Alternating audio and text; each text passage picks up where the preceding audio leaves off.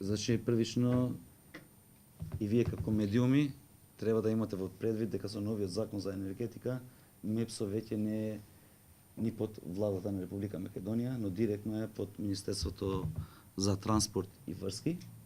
И значи јас како министер за економија немам никакво влијание веќе во МЕПСО.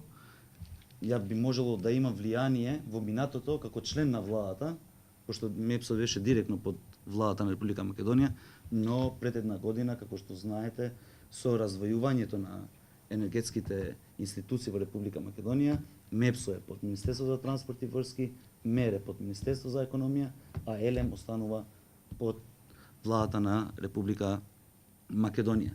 Што се однесува до конкретниот случај со мојата сестра, јас сакам само да споделам со вас дека мојата сестра е доктор по науки, по правни науки, која има завршено надвор од државата, значи во Италија, и секој граѓанин има право да конкурира.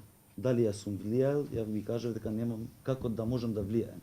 И не би влијал за никакво вработување во Република Македонија, а тука се вклучува и мојата сестра. Но тоа не значи дека мојата сестра или моите роднини немат право да конкурираат по јавни огласи во Република Македонија, само дека се мои роднини. А тоа значи и за вас, и вие како новинари, но и сите други што се вклучени во институциите и така натаму, имаат вработени и во јавните институции, но и во приватните институции. И ми одговоривте какво работно искуство има, каде работела предходно.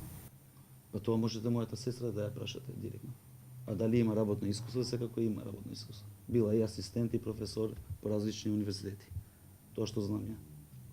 И моментално мојата сестра не живее со мене, таа има својот живот, таа е омажена и секако дека и таа би сакала да најде работно место.